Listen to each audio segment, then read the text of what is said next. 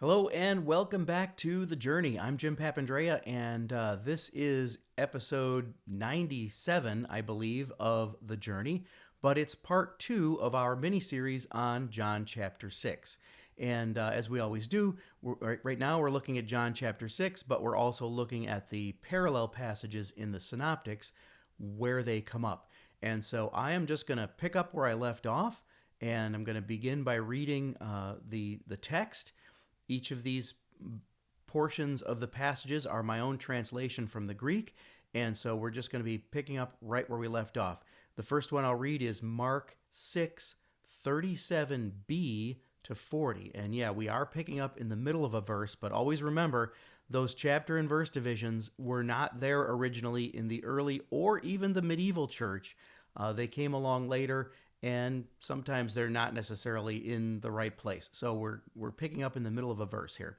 So this is Mark 6, 37b through 40. And remember, Jesus has just said, "You give them something to eat." So Mark's Gospel. And they replied, "If we go, it will cost us 200 denarii to buy enough bread to give them all something to eat." And he said to them, "How many loaves do you have? Go and see." And when they had found out, they said, 5, and 2 fish. And he instructed them to have everyone recline on the green grass, divided into groups. And they reclined in groups of hundreds and groups of 50s. Okay, so now just as an aside, that mention of green grass is not just Mark being poetic. Again, remember that this is springtime, and that's another indication of that. Okay, so now the parallel in Luke 9, and we're reading verse 13b, half a verse, and then 14b, we're skipping 14a, and verse 15. The reason we're skipping 14a is because it's going to come up later, parallel to another part, because Luke has these comments in a slightly different order. So this is Luke 9, 13b, 14b, and 15. So they said, "We have no more than 5 loaves and 2 fish, unless we are to go and buy food for all these people." And he said to his disciples, "Have them recline in groups of about 50 each." And they did so, and got everyone to recline. Okay, now Matthew. This is Matthew 14, 17 to 19a. But they said to him, "We have nothing here except 5 loaves and 2 fish."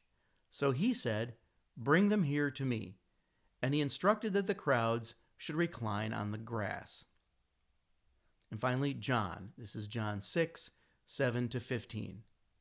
Philip answered him, 200 denarii worth of bread would not be enough, even for each one to have only a little. One of his disciples, Andrew, the brother of Simon Peter, said to him, "There is a boy here who has 5 barley loaves and 2 fish. But what are these among so many people?" Jesus said, "Have the people recline." Now there was a lot of grass in that place, and so they reclined. Again, a reference to the grass because it's springtime. All right. Now, first of all, before we go on, a word about harmonizing the Gospels, right? It's not necessary that the dialogue has to be exactly the same in each of the 4 Gospels. For one thing, these are all translations, probably twice. So probably translated from whatever was actually said in Aramaic into Greek by the writers of the Gospels, and then translated from Greek into English. And there are multiple correct ways to translate something from one language into another. And so, just like you can have 2 different English translations of the same verse in your Bible, doesn't mean one's right and one's wrong. There are multiple right ways to translate things. So you've got that going on. But, just so we're clear, that doesn't make the text unreliable, right? It's not like something was lost in translation. That's not what we're saying. It doesn't make it unreliable. It just makes it not inerrant in the way some fundamentalists might use that word.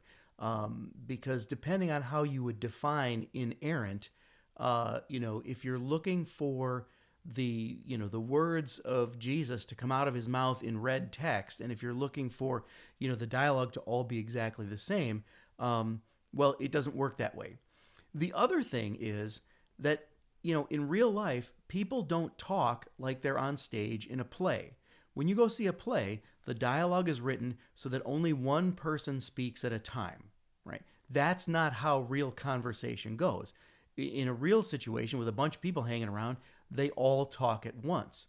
And so you can imagine that if one gospel says we have no more than 5 loaves and 2 fish, and another one says just 5 and 2 fish, well, maybe one person said one thing and another person said another. They were all talking at one time, or one person said something that was a longer version and the gospel writer cuts it down and edits it to the bare words. So again, we don't have to worry about the fact that the dialogue is not precisely the same in every gospel. Now, as we know from our methodology, in some cases, when we're looking at parallel texts, we could say, oh, well, maybe this happened multiple times, and that's why they seem to be different. But that's not the case here. This feeding of the 5,000, as far as we can tell, only happened the one time. Now, on another occasion, Jesus feeds 4,000. So we've got 2 different events of feeding multitudes. But for this event, the feeding of the 5,000, as far as we know, this is all just one event. So we can't say, oh, maybe this happened more than once. Nevertheless, we don't need the dialogue to be precisely the same. The text can be infallible and authoritative without it being inerrant in the way that some people define inerrant in a very sort of literalistic and narrowly defined sense. Okay, so back to the text. Now, these groups of 50 and 100, they were probably family groups or groups of relatives, because if you remember, the whole towns came out. So everybody's there. And the numbers of 50 and 100 may only be counting the heads of households, right? In the Greek, and this is especially in, I think, Mark and John, in the Greek, what it actually says is, have the men recline. Therefore, the men reclined, about 5,000 in number, right? So, on the one hand, we could say, well, men is being used inclusively, so we can translate it, have the people recline. Yeah, you can.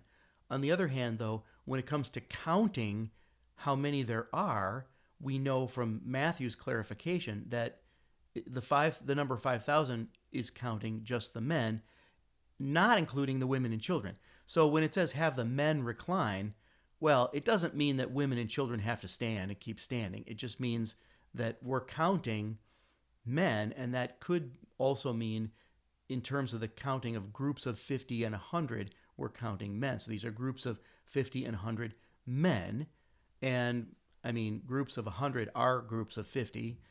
So if you've got groups of 50, that's 100 groups of 50 men. And then in addition to that, as Matthew clarifies, there are all of their women and children. So there's a lot more than 5,000 people here. We're talking about 15,000, 20,000 people, right? And that's, like I said, the population of several towns. Okay. And of course, having said that, on the other point, the numbers do not need to be exact for the text to be infallible. At least one of the gospel writers even says intentionally about 50. Luke says that, groups of about 50 each. And so the numbers don't need to be exact. That's not what we're looking for. Okay. Now, Origen, as he always does, finds an allegorical meaning in everything. So for Origen, the number 50 is a reference to the Old Testament concept of the Jubilee, which was every 50 years, it was a year of forgiveness of debt, forgiveness of sins, freeing of slaves, letting the land rest from planting crops, all of this stuff. And so that was, an Old Testament concept. Now, of course, Origen in the 3rd century, that's 1,000 years before we had the Christian years of Jubilee. As you know, 2025, this year is a Jubilee year.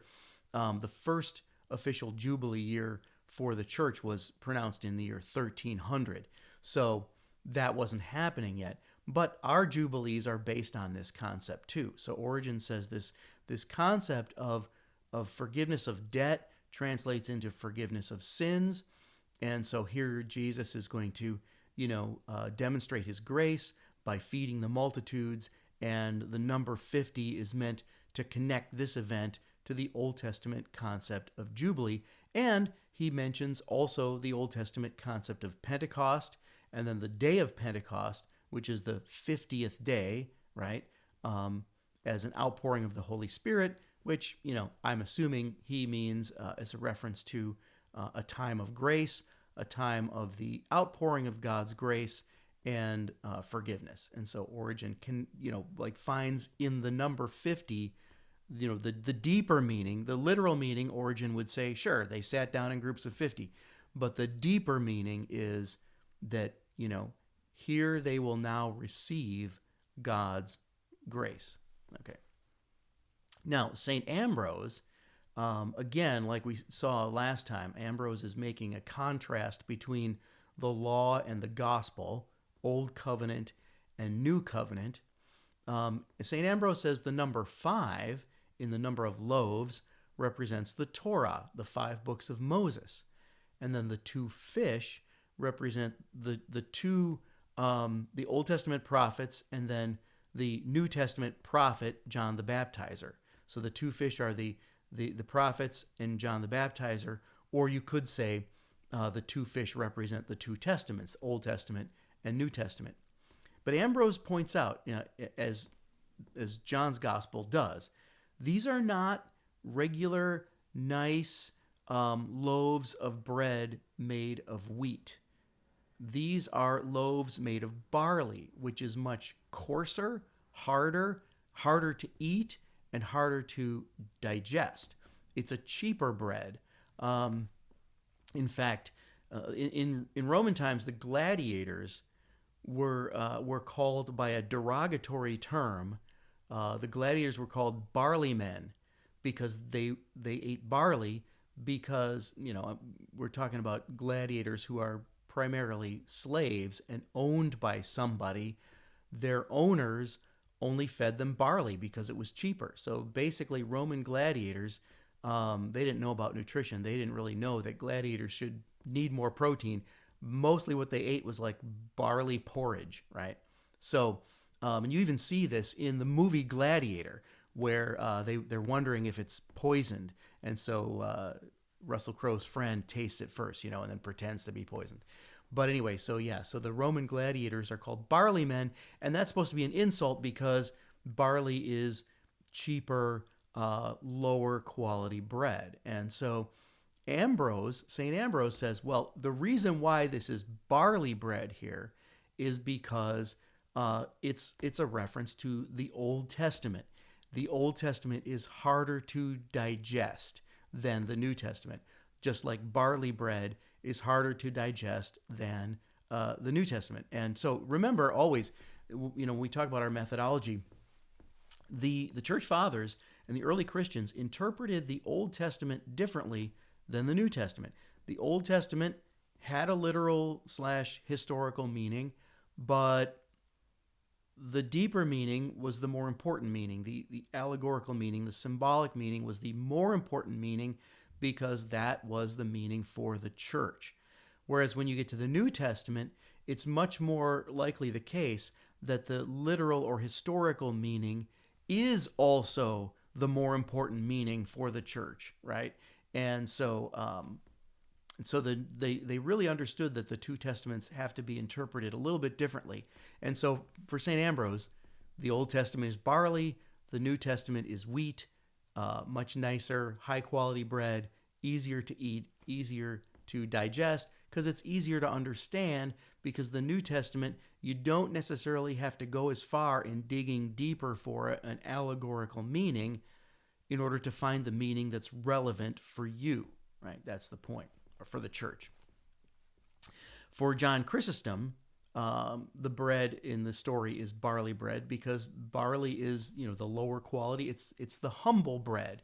And so Chrysostom would say, look, if you want the food of Jesus, if you want Jesus's bread, you need to be humble. You need to reject pride and be humble. Okay. So now in John, of course, Philip chimes in. Philip, who didn't have the answer to the last question, now chimes in. He's trying to redeem himself after Jesus had tested him. And so we hear from Philip again. And, then we hear about the boy who has the loaves and the fish. And so we get a little bit more detail in John's version of the story. One more little fun fact before we move on to the text again. It says that they reclined. And a lot of translations will just say that they sat down, like they sat on the grass. But they really didn't just sit on the grass. If they were going to eat, they would be reclining. They would be laying on their side, laying on one side, and because this is how you ate in the Roman world. You ate reclining. You lean on your left side and eat with your right hand, and that's how it was done.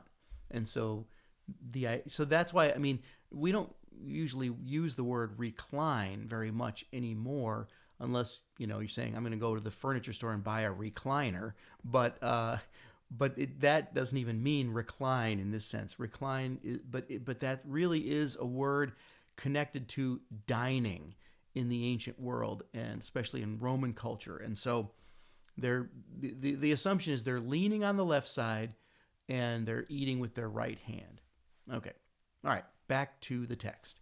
So now we're up to Mark 6, 41 and 42. So this is Mark 6, 41 and 42.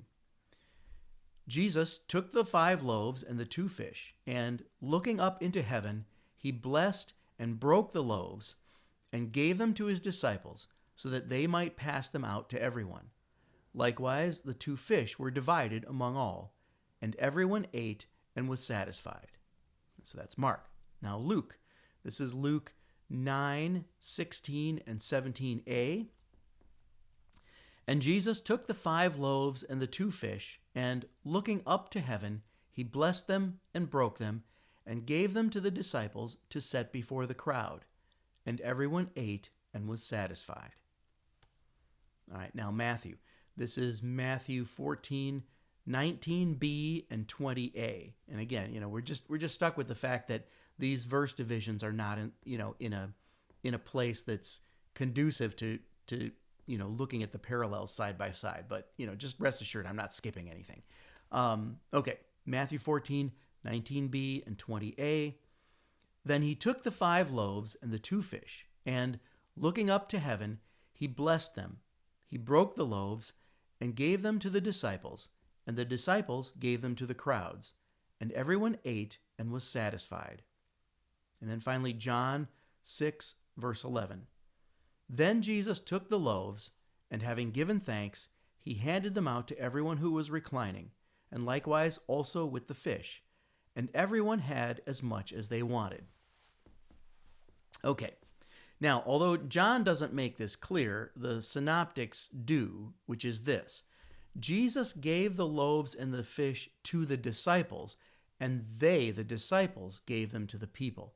And this, says the Venerable Bede, is a sign for the ministry of our clergy, right? Now, on one level, the handing out of the food here is actually symbolic of the church's teaching.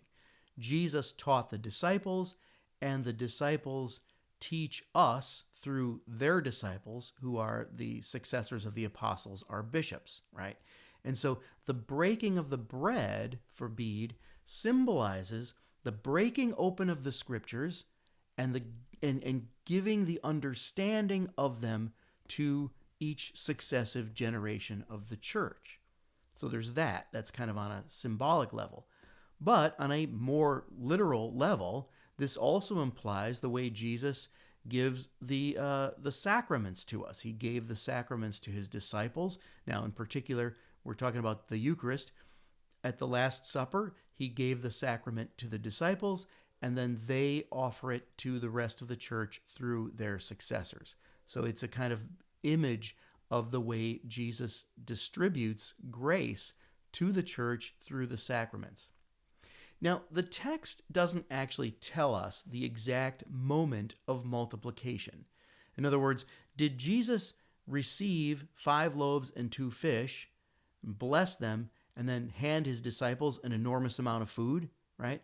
Or did Jesus bless 5 loaves and 2 fish, hand his disciples 5 loaves and 2 fish, and then the multiplication happened in the distribution from the disciples to the people? Now, you might be tempted to think, well, of course, the multiplication happened when Jesus blessed the food, right? And that would track with kind of how we see the sacrament today, which I'll mention in a minute. But actually, Hilary, wow, I don't know why I can't say that. Hilary of Poitiers was the only one of the church fathers that I found that weighed in on this, and he said that the multiplication actually happens in the hands of the disciples, right? And again, that's because the church fathers are seeing this as an image or a type of the way the successors of the apostles to this day distribute the sacraments, right? It's a sign of the sacrament of especially the Eucharist given through the succession of clergy. So the miracle, as it were, happens in the hands of the disciples and their successors, right? Now, theologically speaking, when we talk about the sacrament of the Eucharist today, it's usually understood, at least by those of us in the West, it's usually understood that the miracle of transubstantiation happens at the words of Jesus, right? And so when the priest who stands in for Jesus speaks the words of Jesus, "This is my body," we would say that's when it happens. But I'm gonna nuance that a little bit in a minute. So first, before I get to that though, let's look at the text, what the text actually says. In the text, the sequence of events is this: Jesus took the loaves and the fish. Now, John just focuses on the loaves and not the fish. And I don't think we're supposed to read too much into that. I mean, by the time John was written, which is a bit later than the other Gospels, by the time John's Gospel was written, the Eucharistic implications of this event were obvious to everyone. So he's probably just not mentioning the fish to sort of emphasize the bread as Eucharistic bread. But anyway, so Jesus takes the loaves and the fish, and then he looks up. Now it's interesting because the Synoptic Gospels at the event of the Last Supper don't mention that Jesus looked up. But other than that, what happens here is exactly the same as what happens at the Last Supper, right? The verbs are took, blessed, broke, gave, right? So the same sequence of verbs. Jesus took the bread, blessed it, broke it, gave it, right? And of course, also at the Last Supper, we have the words of Jesus where he says, "This is my body, this is my blood," which he obviously doesn't say here in this moment. Also remember that St. Paul gives us relates to us the tradition of the Last Supper and what happened there as well. It's not just in the Gospels. It's in 1 Corinthians chapter 11, right? And there, Paul says that Jesus took the bread, and he says, "And when he had given thanks, he broke it and said, 'This is my body,'" right? And so where the Synoptic Gospels here, the verbs are took, blessed, broke, gave, right? We have the same sequence of verbs.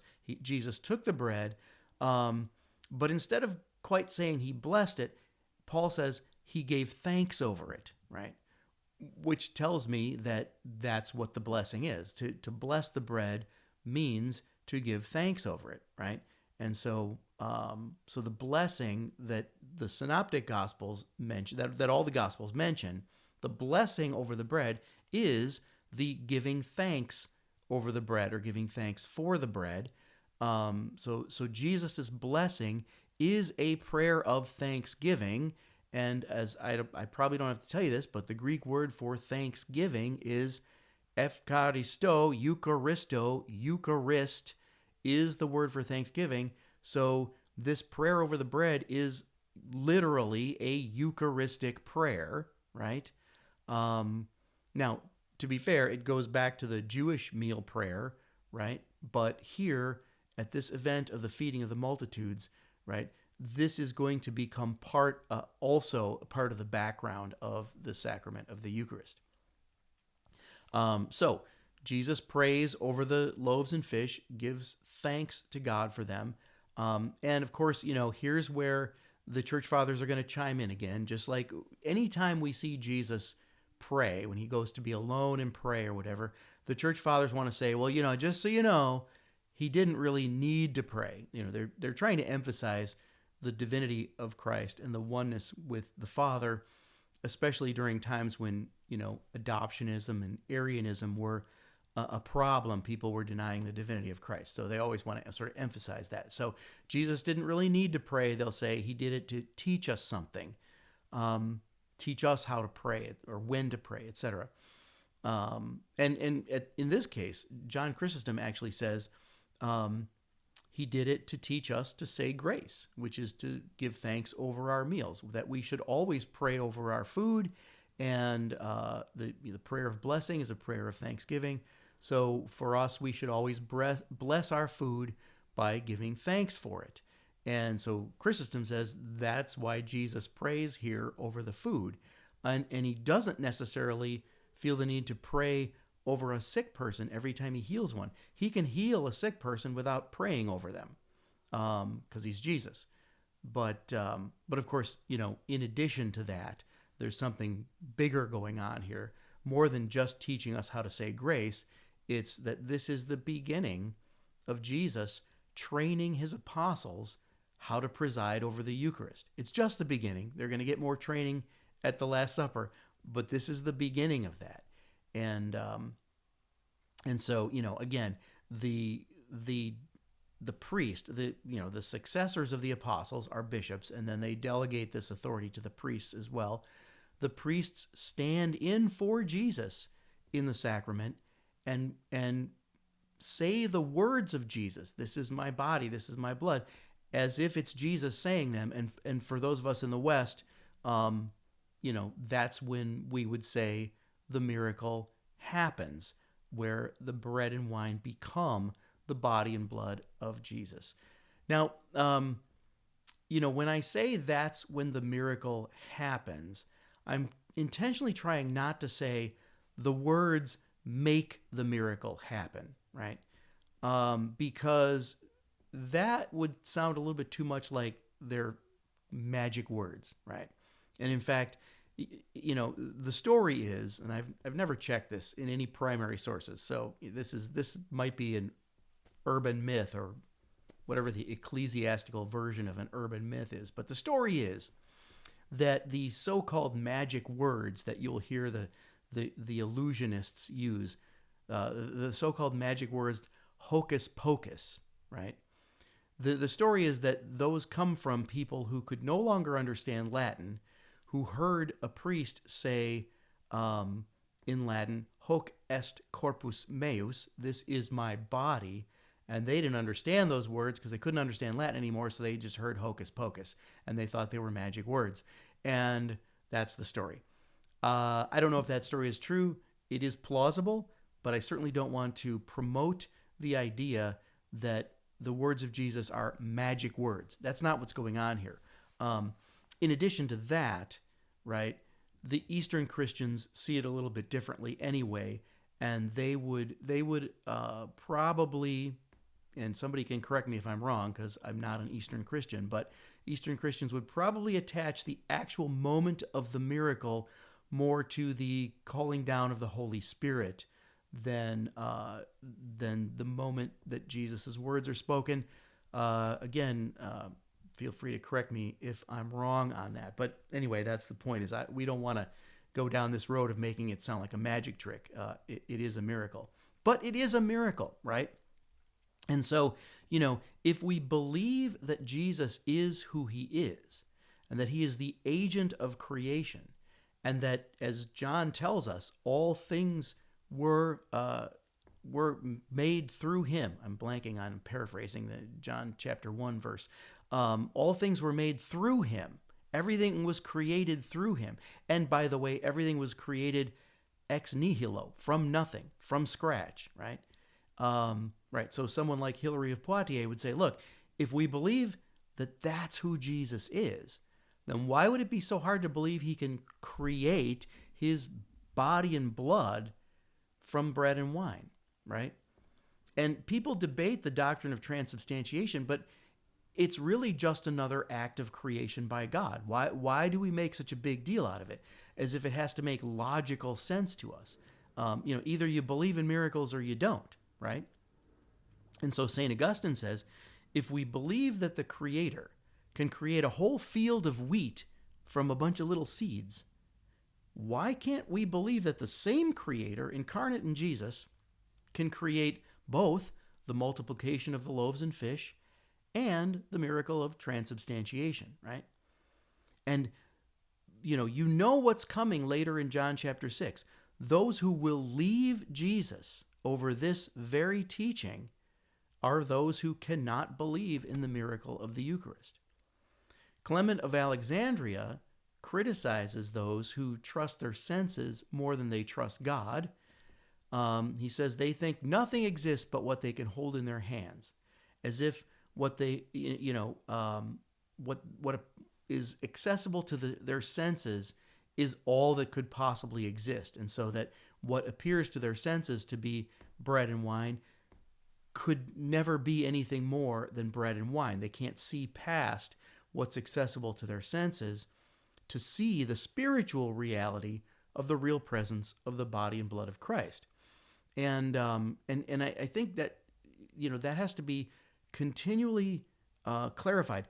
The real presence of Christ in the Eucharist is not a presence accessible to the senses, right? And I think that misunderstanding this is a big reason why a lot of people say they don't believe in transubstantiation or the real presence, because they think it means a material presence or a physical presence, but it doesn't. They say that if they believe in the real presence, that they're going against their senses. But this is not the kind of presence that is accessible to the senses. It's a presence that you see with the eyes of faith. St. Augustine says, the divine substance is not visible to the eye, but it's a bit like the wind.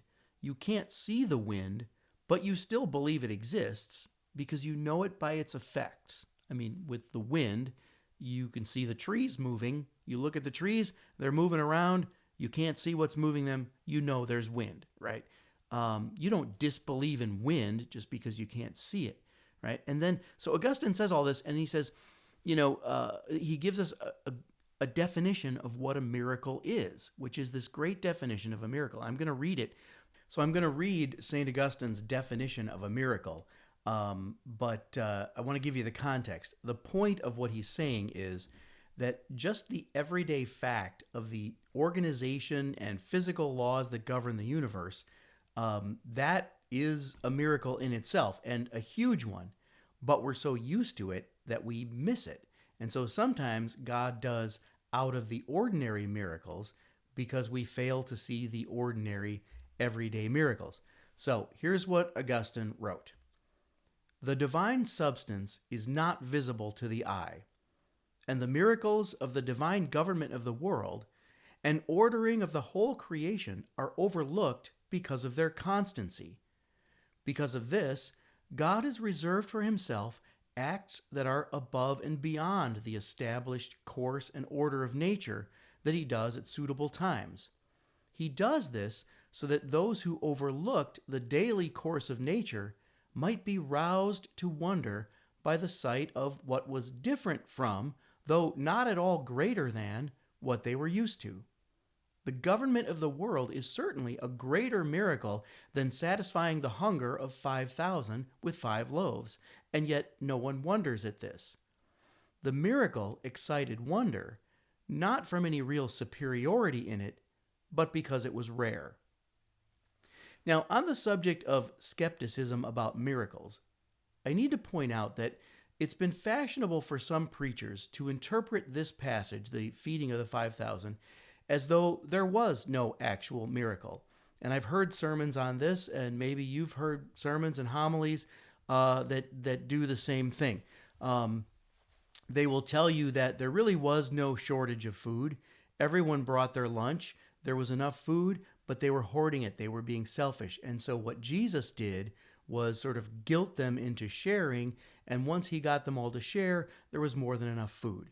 Well, obviously that's not how the church fathers would read this, and it's not how I read it, and I think it's all part of that sort of modernist theology that diminishes or outright denies the divinity of Jesus through the skepticism about his miracles.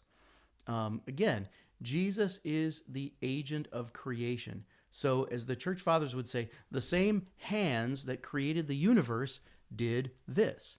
And just as Jesus, as agent of creation, multiplied the universe from something small, I'm quoting from Prudentius.